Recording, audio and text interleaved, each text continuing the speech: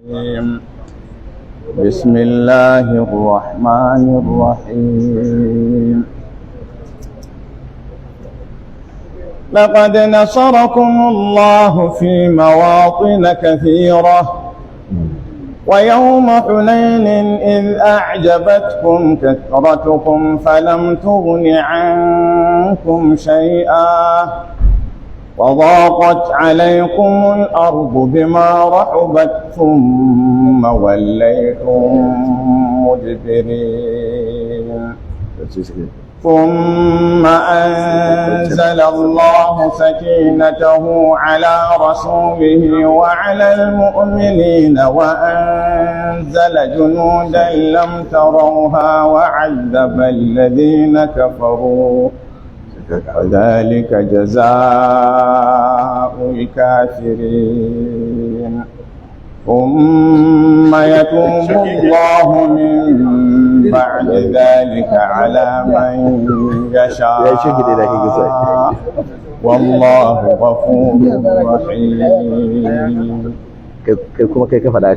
يا أيها الذين آمنوا إنما المشركون نجس فلا يقربوا المسجد الحرام بعد عامهم هذا وإن خفتم عيلة فسوف يغنيكم الله من فضله إن شاء إن الله عليم حكيم. أعوذ بالله من الشيطان الرجيم. بسم الله الرحمن الرحيم. إن الحمد لله نحمده ونستعينه ونستغفره ونعوذ بالله من شرور أنفسنا وسيئات أعمالنا. من يهده الله فلا مضل له ومن يضلل فلا هادي له وأشهد أن لا إله إلا الله وحده لا شريك له وأشهد أن محمدا عبده ورسوله. يا أيها الذين آمنوا اتقوا الله حق تقاته ولا تموتن إلا وأنتم مسلمون. يا أيها الناس اتقوا ربكم الذي خلقكم من نفس واحدة وخلق منها زوجها وبث منهما رجالا كثيرا ونساء واتقوا الله الذي تساءلون به والأرحام إن الله كان عليكم رقيبا. يا أيها الذين آمنوا اتقوا الله وقولوا قولا سديدا يصلح لكم أعمالكم ويغفر لكم ذنوبكم ومن يطع الله ورسوله فقد فاز فوزا عظيما.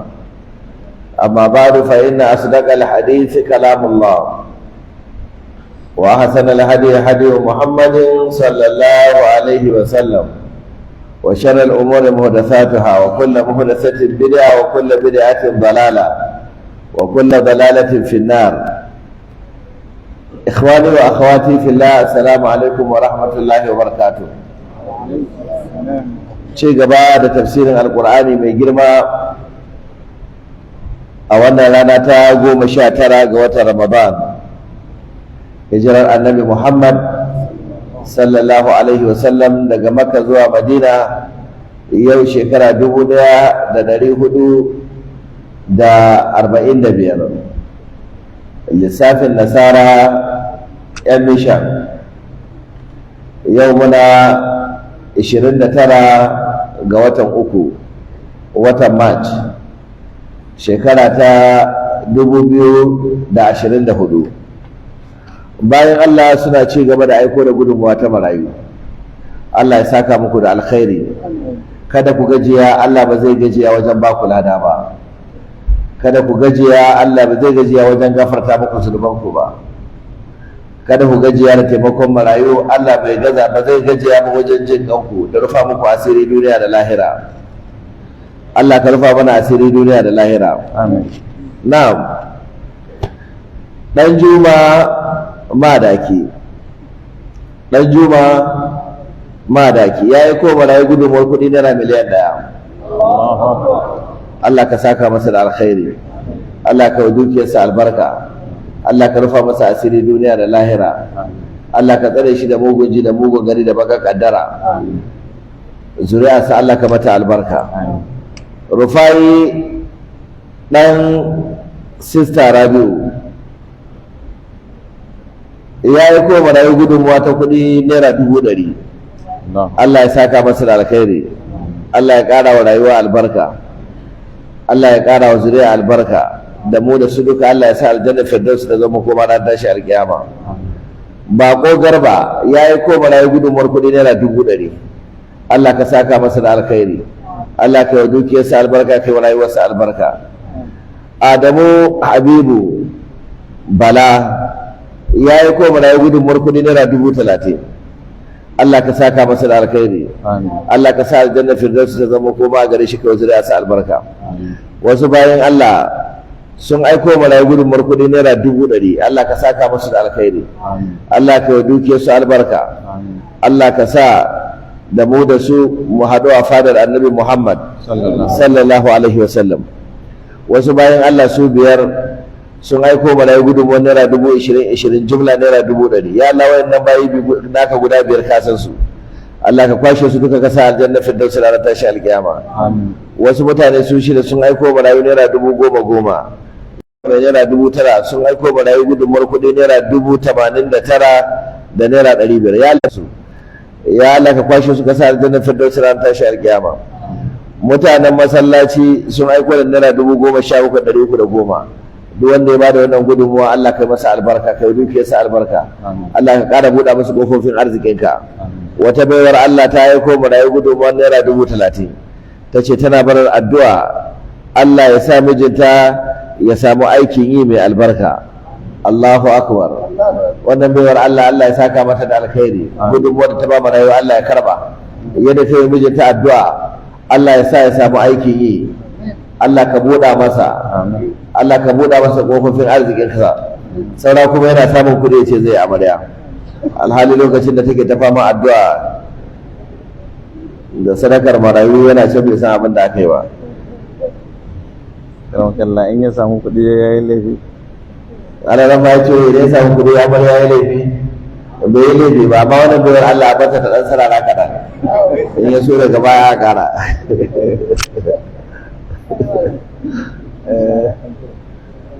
Gandun Foundation bayan gudunmuwa da suka saba aiko mana duk shekara, sun aiko wa marayu gudunmuwar kuɗi buhun lemu guda 3, marayu gudunmuwar buhun lemu guda 3 da kalanda guda 3. Allah ka saka musu da alkhairi. Wannan ya nuna marayu za su sha lemu kenan da yardar Ubangiji. Wani irin lemu? Duk da aka ce buhu ya nuna na yankawa ne, da katan aka ce sai mu ce to za a ta banta da kwalba ana kurbawa, amma wannan ya nuna lemo ne mai rai ba mataccen lemo ba ne, wanda sai an yanka shi. Wani bawan Allah ya aiko marayu gudunmuwar kuɗi naira 200,000. Allah ka saka masa da alkhairi, Allah ka yi dukiyarsa albarka, Allah ka yi zuri'arsa albarka, Allah ya saka aljanna ta zama makoma. Babbar magana, wani bawan Allah ya aiko marayu gudunmuwar kuɗi dala Amurka 1,000,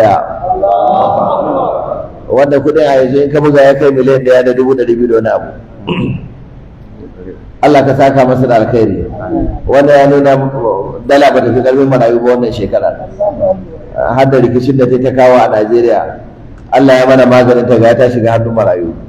Allah ya saka da alkhairi, Allah ya duke sa albarka, ya zuri'a sa albarka, ya rayuwar sa albarka. Na'am.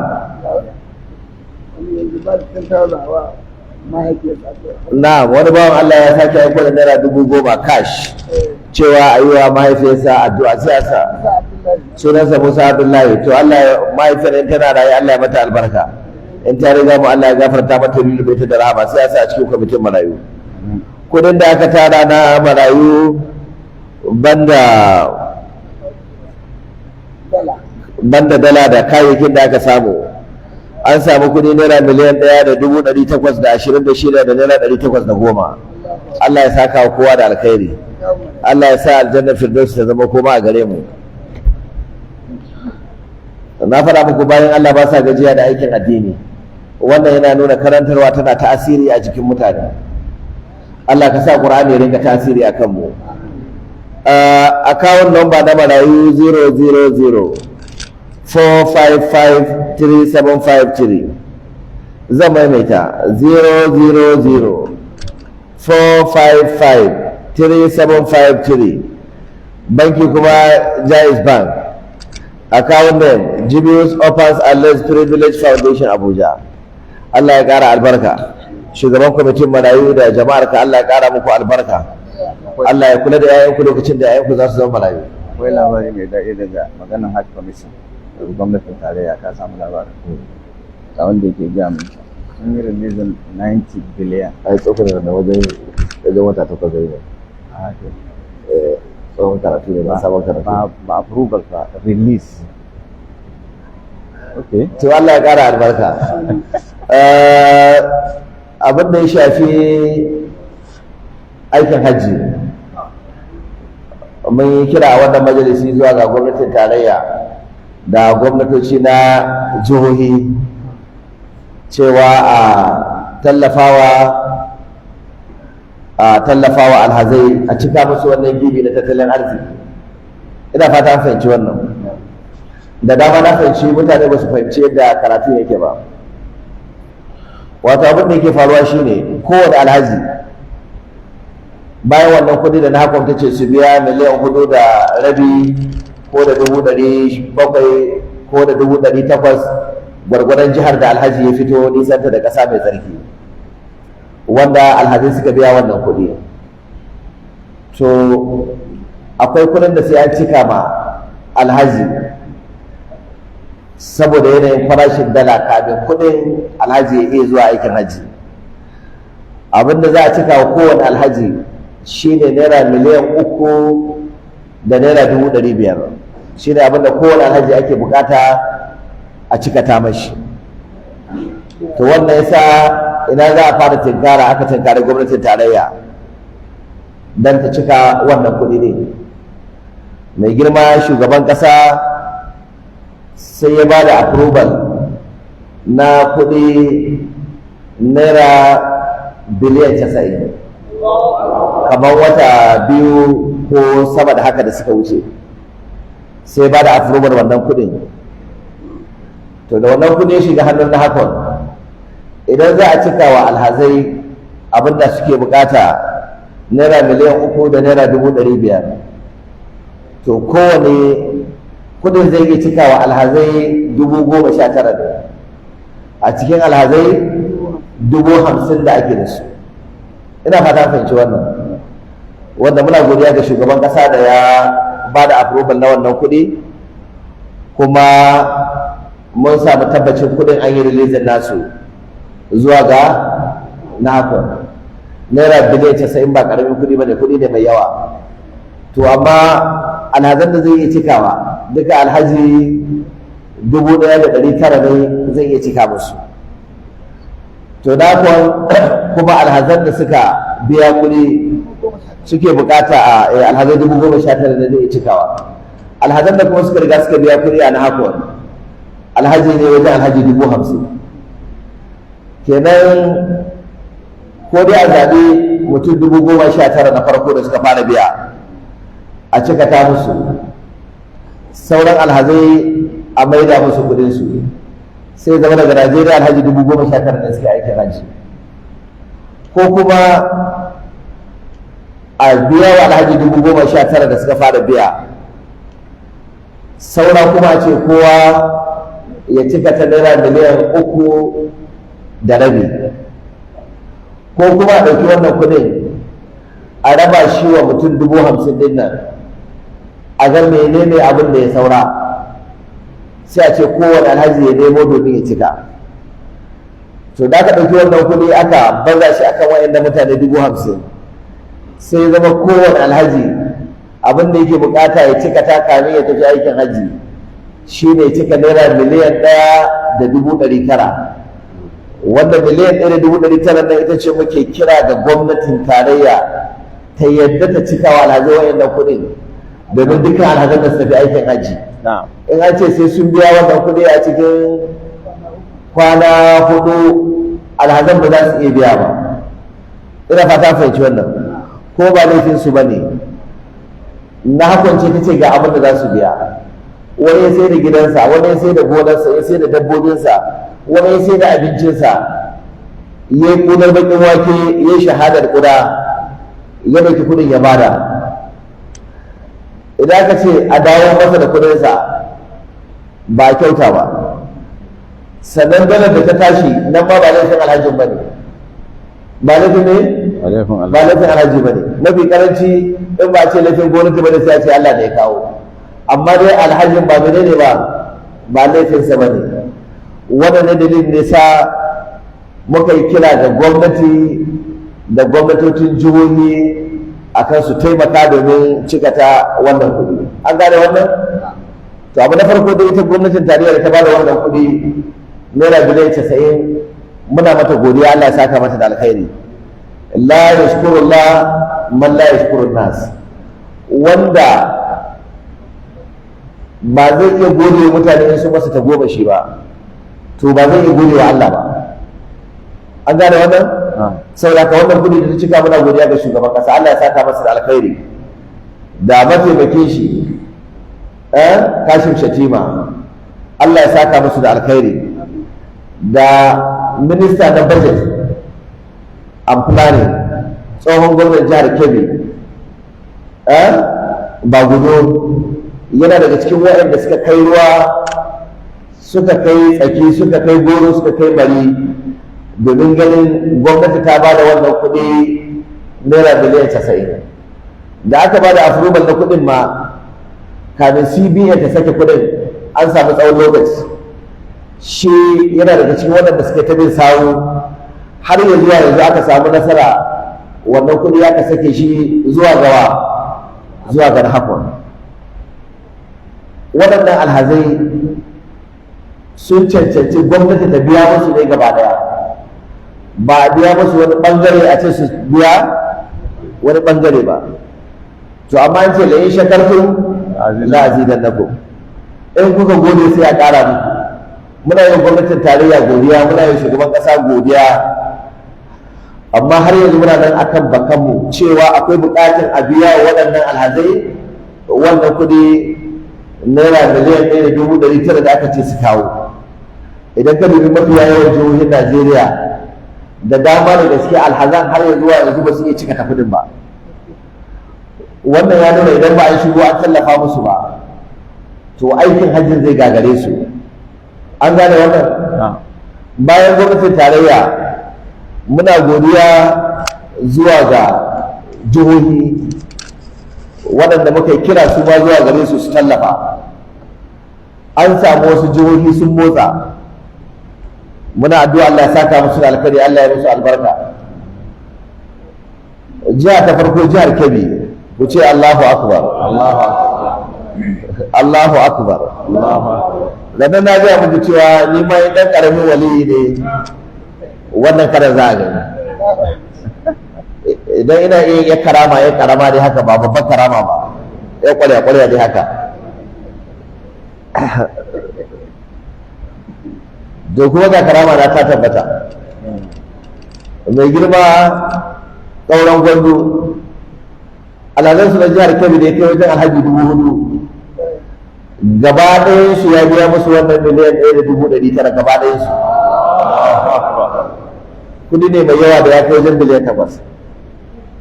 Ya ce ba alhaji kwara ɗaya a jiharsa da ba zai cikata mashi ba. Kuma wallahi ni na san za a yi haka, wai an ce wa mai sallar dare an gafarta maka. Dama kullum yana kwana sallar da dare kiyamun laili, sai aka yi kuma da sabuwa ga shi an gafarta maka shi, to ana ma na san za a yi haka. Ba don komai ba sai saboda ƙauran gwamnati na san shi da ƙaunar al'ummarsa. Mutum ne mai kishin ɗan adam, ya yi shugabanci na ƙungiyar ma'aikata, kowa ya san rawar da ya taka. Mutum ne jari ne mai kishin ɗan adam, in dai abin da za a taimaki ɗan adam ne to sai abin da ya ture buzu na ne. Sannan mutum ne mai san addini, tun ka ya zama gwamna za ka iya kirga masallatai da makarantu da wuraren alkhairi da ya asasa ba. so irin wannan kana iya wato aran bakin shi ka sha mashi zuma kuma ka kwana lafiya. Allah ya saka masa da alkhairi. Akwai gwamnan jihar Kogi, shi ma alhazansa da adadin su ya kai wajen alhaji 400 da wani abu, ya cika ta musu wannan kuɗi miliyan 1,900 ya cika musu gaba ɗayansu. Allah ya saka masa da alkhairi, Allah ya ƙara wa rayuwarsa albarka. Bayan wannan akwai ƙauren Bauchi, gwamnan jihar Bauchi, na faɗa muku daga gidan malamai ya fito, shi ma ya ba da sanarwa, ya ce saboda halin da suke ciki na tattalin arziki ba zai iya biya wa alhazan kuɗin gaba ɗaya ba, amma ya biya musu 50%. Kowane alhaji ya biya masa naira 955, wanda alhazan jihar Bauchi suna da yawa. Kudin da biya ya kai wajen, kudin yana da yawa gaskiya na alhazan jihar Bauchi saboda yawan alhazan. Kowane alhaji ya biya masa mai, ya biya masa rabi na wannan kudi da aka saka. To bayan wannan akwai gwamnan jihar Kano, Abba Kabir Yusuf, Abba gida-gida, shi ma ya ce wannan kira da aka yi zai sa gudunmuwarsa wa alhazai. Kowane alhaji cikin alhazan jihar Kano a wannan kuɗi da ake bukata ya cika naira miliyan 1,900, ya cika wa kowane alhaji naira 500,000, wanda abin da ya cika ya kai 1.4 to 1.5 biliyan, abinda shi ma ya cika tawa alhazansa.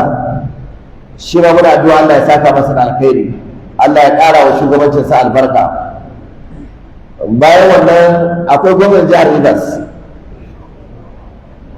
gwamnan jihar Rivers, shi ma duk da alhazan jihar ba su da yawa, kuma kana iya cewa kusan duka ko kashi 90 cikin 100 nasu dama shi biya musu gujerar Makka. Saboda haka ya ce waɗannan alhazai da sun kai kusan alhazai 50, 40 da wani abu zuwa 50, shi ma ya cika ta musu wannan kuɗi miliyan 1,900 ya cika ta musu gaba ɗaya su tafi aikin hajji. Allah ya sa ya musulunta, Allah ya sa ya karbi kalmar shahada.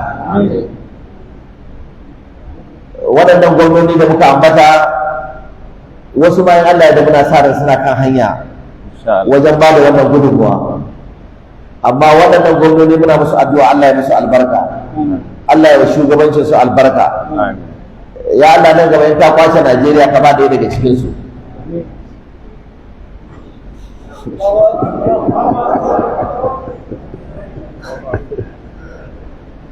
Kamar yadda na ambata, mai girma shugaban ƙasa abin da ya sa a cikin harkar aikin hajji naira nawa, naira biliyan 90 biliyan, kudi ne mai yawa. Amma da aka rage yawan alhazanmu na Najeriya da yawan resources da ƙasar take da su, duka kudin da za a cika wa alhazan bai wuce naira biliyan 200 ko da wani abu ba, wanda sai ka ji kawai wani tikeke shi kadai ya sace tiriliyan 1.5. ƙarya nake, mutum da ya kwashe tiriliyan 1.5. kwanan da ake ta rikici a Senate cewa an yi tushe na tiriliyan 3.5. duka kudin da za a cika wa ragar nan bai kai 5 din ba. 5 din kawai ta ninka kudin da za a cika, bai kai rabin 5 din ba, bai kai 2.5 ba. duka kudin da za a cika wa ragar Najeriya gaba da su, a ce ba jihar da ta ba da kwandala duka an biya musu, kudin bai kai 2.5 na wannan 5 din ba. Amma an cusa tiriliyan nawa 3.5. Wataƙila wasu ayyuka ne muhimmai za a yi da tiriliyan 3.5 din, amma dai kuma menene muhimmancin ayyukan? Idan bayan an gama bajet ne za a ce akwai buƙatar sujadar ba'adi na wani abin da aka manta, har ba'adin ta haifar da tiriliyan 3.5, don ne ba za a cika wa alhazai abin da bai kai dubu da ba ko gane da abin yake Allah ta'ala ya samu dace kasar mu ta Najeriya kasa ce mai albarka ku dinga yi mata addu'a kuma ku dinga yi shugabannin ta addu'a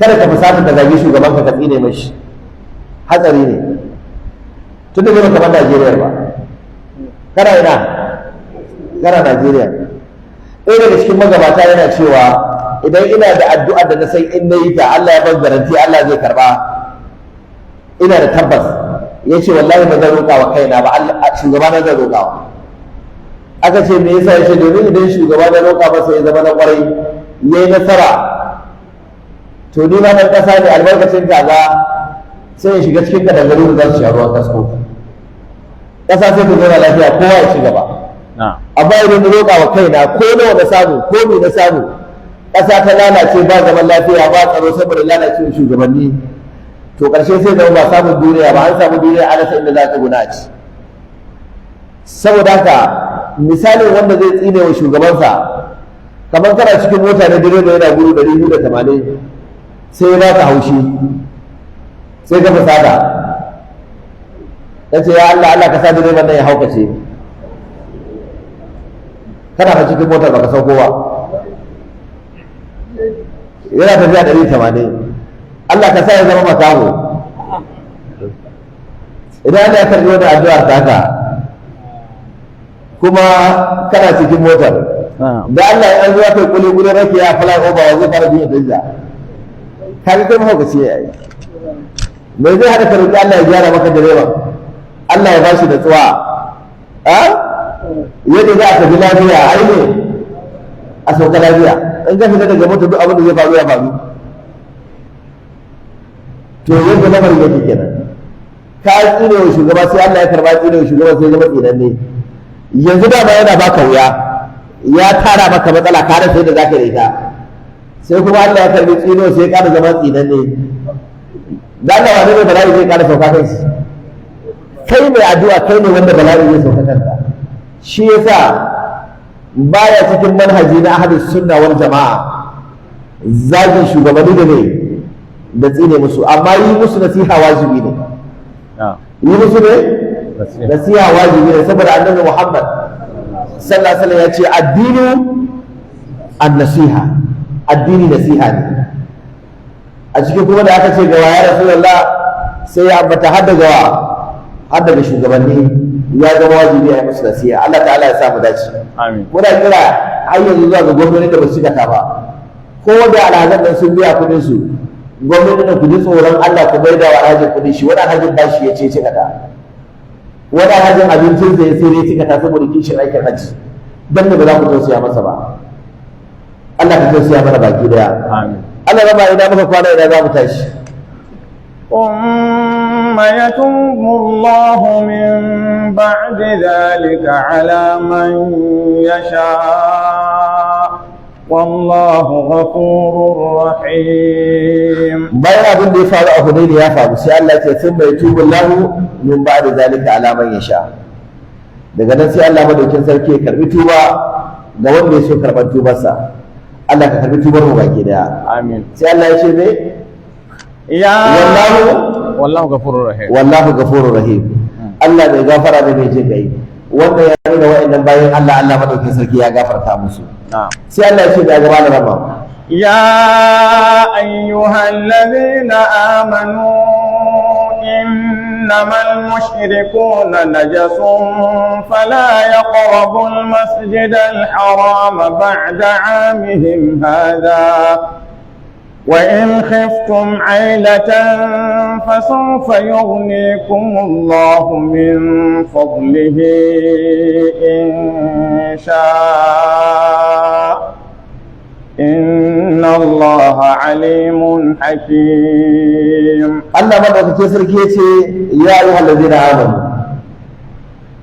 يا كون النسك إيماني إنما المشركون نجس وسبب المشركين نجسا كافري نجسا إن الله إنما المشركون نجس saboda haka ga doka fala yaqrabu al-masjid al-haram kar su ƙara kusanta masallaci mai alfarma ba da amihim haza daga wannan shekarar tasu full stop kar wani kafiri ya ƙara zuwa ɗakin Ka'aba kar wani kafiri ya ƙara shiga masallaci mai alfarma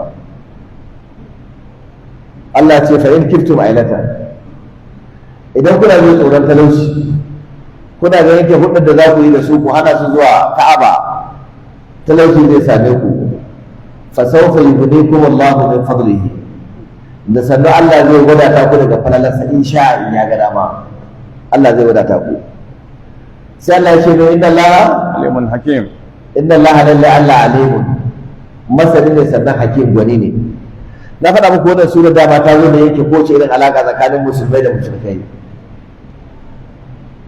Allah ya ce ya tafi da ya ko da suka yi imani innamal mushrikuna najasun mushrikai najasa ne malamai suka ce wannan kalma ta najasa najasun kalma ce a larabci masdar ce ba ta ɗaukar tasniya ba ta ɗaukar matantaka shi yasa zaka ce rajulun najasu rajulani ba za ka ce najasani ba sai ka ce rajulani najasu na'am rijalun ba za ka ce najasuna ba sai ka ce rijalun najasu shi za ka ce mushrikuna najasu maimakon ya gama muzakkar salim na'am in mace ce sai ka ce imra'atun najasu ba za ka ce najasatun ba na'am na'am idan imra'atani ne imra'atani najasu ba za ka ce najasatani ba nisa'un najasun na'am ita ba ta karɓar tasbiya ba ta karɓar matantaka ba ta karɓar jami saboda mazdar ce haka take shi yasa aka ce innamal mushrikuna najasun mushrikai najasa ne me yasa aka ce mushriki najasa ne kafiri najasa ne malamai sun magana guda biyu magana ta farko shine an kira kafiri najasa saboda bai rabuwa da najasa bai rabuwa da najasa to tun da bai rabuwa da najasa sai aka ce masa najasa idan ya kashi sai samu dan tishu dan goge abin da ya gogo ko sauran dan gutun kashin sai yana a magana ta kashin sa idan ya fitsari sai dan goge abin da ya gogo sauran yana ina fitsarin ya gama bai gama ba abin da ya rabe shi ya miƙe fitsari da sake dawa a wando saboda bai san istibra'i ba bai san istibra'i ba kamera ita ma haka take sai kana zuwa kana shiga bus wacce take tashi daga arewa tana zuwa kudu doguwar bus din luxurious idan an ji an yi fakin za a yi fitsari za a ga musulmi da ya robarsa na ɗan sauran ruwa da ya sha da ɗan leda fiye wata da bai ƙara da shanyewa ba zai sauka je ne da zai yi fitsari sai ya tabbatar ya gama tsam in akwai tushe ya goge ya wanke taso ya shiga mota ko in babu ma ya wanke sannan ya taso ya shigo ta bi ba a yana dubuwa daga lafiyar hanya yana shi da wando kazu ya gangara sosai ana kallon sa zai duk cire cillan sai sake fitsari shu to karama shi da miji ne sai kai da ta zo da shawa mai kawai zai zai da abin da ta taru da ko ta kasa ba sai ka gaba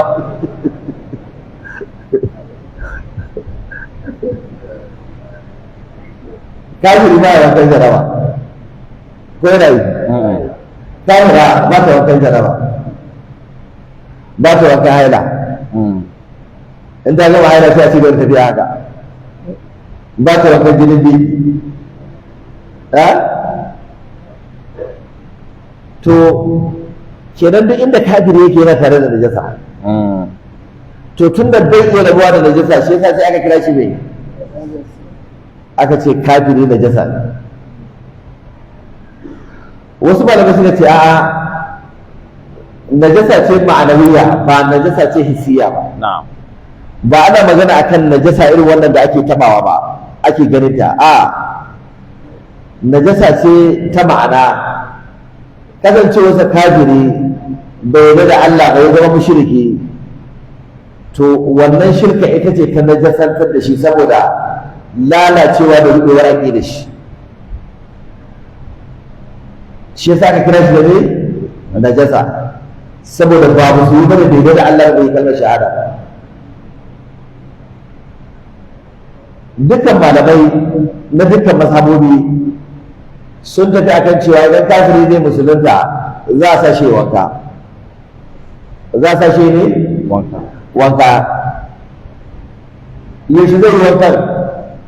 Kamin ya karɓi kalmar shahada ko bayan ya yi kalmar shahada? Ya dogara ga malaman da suka ce najasa ce hissiya shine kullum yana tare da najasa, to yayin da ya shiga musulunci sai ya wanka ya samu tsarkin wannan najasa sannan sai karbi kalmar shahada.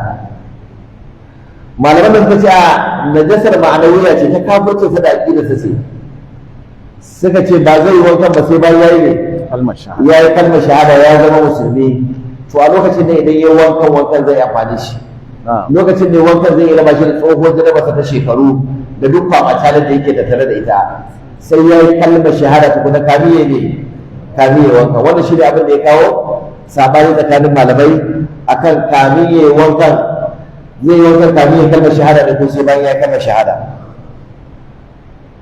Annabi Muhammad sallallahu alaihi wasallam idan kafirai suka zo suka musulunta yakan sa su wanka, kamar yadda ya faru da Sumama ibn Asal.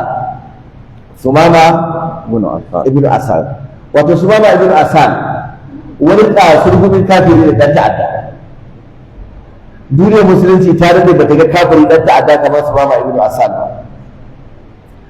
Banda Allah babu wanda san adadin musulman da Sumama ya kashe, waɗanda ya raunata, waɗanda ya sa su asarar dukiya, banda Allah babu wanda san adadin su.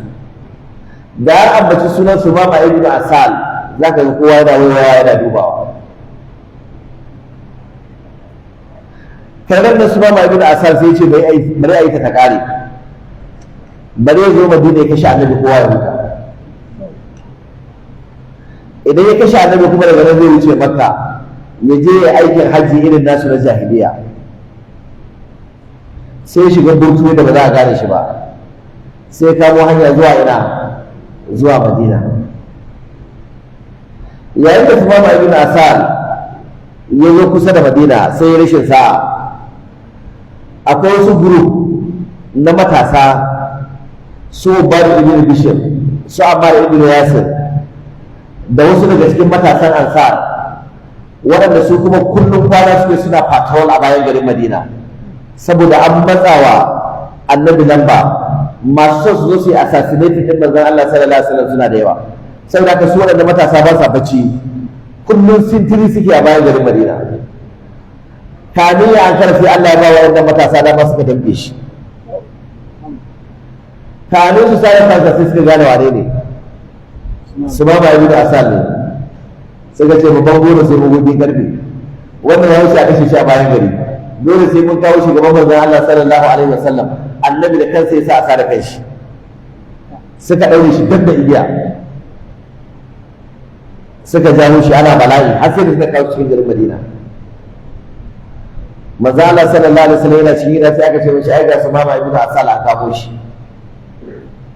Nan take manzon Allah ya fito, ya zo ya kalli wannan kafiri ba da shirge ya kato gashi a daure, ga gashi na kai ya sauko, da kaga shi ga abin tsoro. Manzo Allah ya kalle shi ce anta Sumama ibn Asal, yace na'am ana Sumama ibn Asal. Manzo Allah ya ce to yau gashi Allah ya wulakanta ka to da kaga ka shiga hannu, ya kake so a yi da kai? Ya gara kai kalli annabi ya ce in taqatul faqatul zadan wa in ta'fu fa'fu an shakir. Yace in zaka kashe ni na kai kisa, ko ba tsoron shi nake ba, dan ni ma na kashe, dan ka kashe ni ka kashe ba a kucin jiri. In kuma kashe ka yafe mun zan iya cewa na gode, girman kai da bai kai in ce cewa na gode ba. Manzo Allah sallallahu alaihi wasallam to kana son yafe maka ka musulunta, yace me yake musulunta? Yace Allah ya sauka da musulunta da ku ta gobe ka filla kai.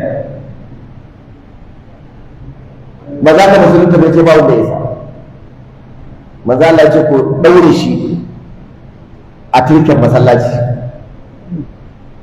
aka daure shi a wurin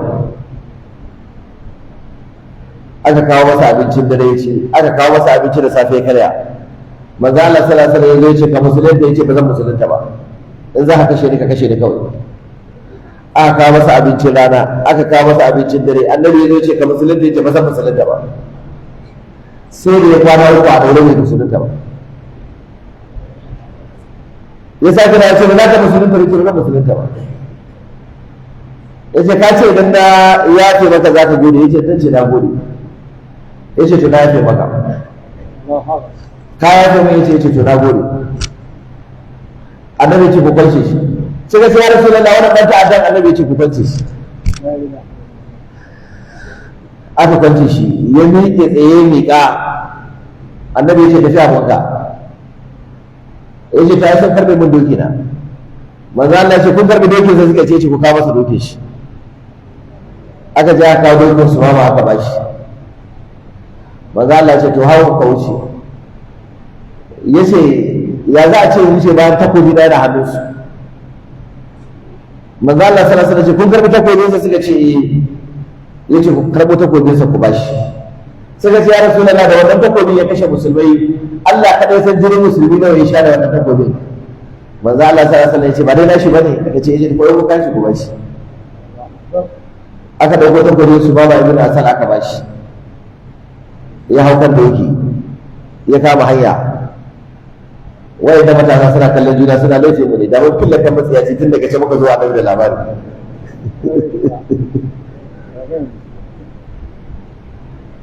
su ma ba sai ne tafi ya bata manzo Allah ya dawo masallaci yana darasi sai aka ce ya Rasulullah ga su ma sai yana dawowa annabi ya ce su ma ya ce to za mu koyi ikon Allah su ma ya zo bakin masallaci ya tsara kan doki ya dauko takobin sa a rike da ya zo bakin kofar masallaci sai ya jingina takobin a bakin kofar masallaci sai ya shiga cikin masallaci ba takobi a hannunsa yana zuwa ya masa manzon Allah sallallahu alaihi wasallam ya durkusa a gaban manzon Allah duk sahabbai yana kalle shi yace ya rasulullah ashhadu an la ilaha illallah wa annaka rasulullah shi na shaida ba abun bauta da gaskiya sai Allah na yadda kai manzon Allah ne manzon Allah ya shiru yace su baba ka san me ka faɗa ko yace na sani kana nufin ka musulunta yace na musulunta yace kwana uku muna dauki ba da kai ka kika musulunta sai yanzu yace ya rasulullah ai lokacin an kawo ni ne ina daure in nace na musulunta duniya za ta ce tsoron kisa ne yasa nace na musulunta yace jarumin ne na kuma ji tsoron kisa ai duniya ta lalace ya rasulullah yace da musulunta a lokacin ƙara ka kashe da in mutu da daraja ta akan a ce ga su ma ba tsoron takobi ya musulunta amma ya rasulullah ka sake ni ka sallame ni na tafi kan hanya in ga mutum da za ka turo in aika da su ba zan baka turo kowa ba na yi nisa na tabbatar da cewa ka yafe ne mun da kuma ka yafe min dan Allah yace to bari faɗa maka sirri ɗaya ne da kai a bakin masallacin da yace ya taimake ni Qur'ani da ake karantawa a cikin sallah da yake da larabci ne ma'anar Qur'ani yana shiga kwakwalwata a wannan kwana uku da gane wannan Qur'anin ba magana dan adam bane magana Allah ne yace tun lokacin imani ya shiga zuciyata amma dai bazan musulunta a ce ne rago bane yace ya rasulullah wallahi sanda na kamo hanya na kamo duk duniya ba dan adam da na tsana kamar ka yace wallahi yanzu ina jin duk duniya ba dan adam da nake kauna kamar ka na fi son ka da uwata da ubana da rayuwata na fi son ka da su yace ya rasulullah kamin na taho duk duniya ba sunan da na tsada kamar na ji an ce Muhammadu ko kafin ya ce Muhammadu sai na kamar da kai saboda na tsada sunan amma yanzu na waye gari duk duniya ba sunan da nake so kamar sunan Muhammad sallallahu alaihi wasallam yace ya rasulullah da duk duniya ba littafin da na tsana kamar littafin da ka zo da shi yanzu kuma duk duniya ba littafin da nake so kamar alqur'ani mai girma Allahu akbar ya ce ya rasu da duk duniya ba addini da na tsara kamar islam, yanzu kuma duk duniya ba addini da nake so kamar islam.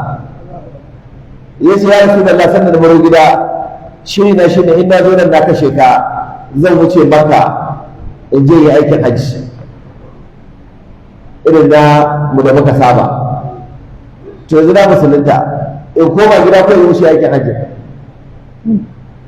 Manzo Allah sallallahu alaihi wasallam ya ce a ka wuce ka je ka aikin hajji ka fasa, sai dai ka je wajen yin talbiya a kai irin ta musulunci ba irin ta jahiliya ba. Ya talbiyar musulunci take annabi ya koya mishi labbaik Allahumma labbaik labbaik la sharika laka labbaik innal hamda wan ni'mata laka wal mulk la sharika lak. Zaka samu ladan yin umra ka shi wuce ka je kai daga nan su ma bayo su yanzu ya shigo shi garin Makka sai ga shi ya daga murya a garin Makka yana labbaik Allahumma labbaik labbaik la sharika laka labbaik innal hamda wan ni'mata laka wal mulk la sharika lak.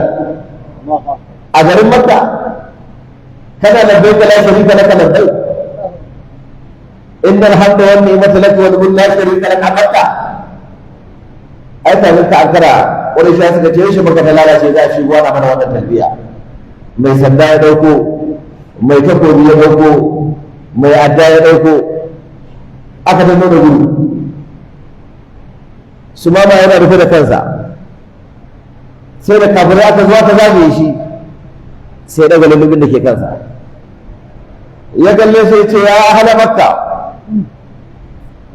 man arafani faqad arafani wa man lam ya'rifni fa ana Sumama ibn Asal. Yace ya ku mutanen Makka wanda ya san ya san wane ne. To amma matasa da suka dan taso kwanan nan wataƙila ba su san ni ba, to sun san sunan ni ne Sumama ibn Asal. Duk wanda ya shirya yana so uwarsa yau ta yi tagumi na ta ya tafi lahira ya ƙara so. Duk wanda yake so matarsa ta fara kukan mutuwa daga yau ya ƙara so. Duk wanda ya ban kwana da abokansa zai wuce lahira to biyu tuna ya ƙarasa da shi lahira. Ai kamin da haka sai ji ana cewa Makka ta lalace aka fara gudu a wannan lokaci. Duk aka wata aka bashi babu wanda ya yi suwa. Ya sa ka gaba da ya ce ya ku mutanen Makka kar ku manta alkamar da ake kawo muku ta hanyar garin mu ake biyo a zo da ita. Daga yau ƙwara alkama ɗaya za ta ƙara shigowa Makka, dabino ƙwara ɗaya zai ƙara shigowa Makka, sai idan manzon Allah sallallahu alaihi wasallam shi ya bada izini ya gama dawafin sai ko biyu zuwa shi babu wanda ya tare shi. Daga nan yaje nemo abokansa suka tare hanya, duk wani iri na gwani shawara zai zo a ta hanya bai sai wuce ba. Sai da mutanen Makka suka aika aka roƙi manzon Allah sallallahu alaihi wasallam aka haɗa shi da girman zumunta yau Sumama ibn Asal magana, sannan Sumama ibn Asal ya bari aka fara kai abinci Makka. Kun sa abin da zai ba ku sha'awa a lokacin da Sumama ya karbi kalmar shahada sai wannan Allah ce tashi ka je kai wanka, tashi ka je kai wanka. Nan take Sumama ya tashi. Akwai wata gona ta Abu Talha da ke bakin masallacin manzon Allah sallallahu alaihi wasallam, akwai ruwa a gonar, ya shiga ya wanka. A wata riwaya akwai su dubinai a bayan masallacin manzon Allah sallallahu alaihi wasallam, na akwai dubinan amma dubinan su ma a gona Abu Talha suke. Sai ya je bayan dubinan ya wanka, kidan kusan magana guda ɗaya ce aka fara ta hanyoyi guda biyu. Bayan ya wanka ya dawo manzon Allah ya ce kai sallar nafila raka'a biyu. Iya sallar nafila raka'a biyu. Sai manzo Allah sallallahu alaihi wasallam ya kalli sahabbai yace laqad hasuna islamu sahibikum, haƙiƙa musuluncin dan uwanku yayi kyau. Kenan wannan kissa tana gina mana cewa manzon Allah idan mutum ya musulunta yakan sashe ne, yakan sashe wanka. Haka da lokacin da Qais ibn Asim ya musulunta, shi ma Annabi Muhammad sallallahu alaihi wasallam ya sashi wanka. wannan ne yasa duk wanda ya musulunta ake sa shi ne ake sa shi wanka saboda Qur'ani ya ce ya ayyuhal ladina amanu innakum al mushrikuna najasun ya ku da suka imani lalle mushrikai najasa ne za mu ta dai wannan gabar gobe za mu dora mu ji ne karshen fasara ayar subhanakallahumma wa bihamdika ashhadu an la ilaha illa anta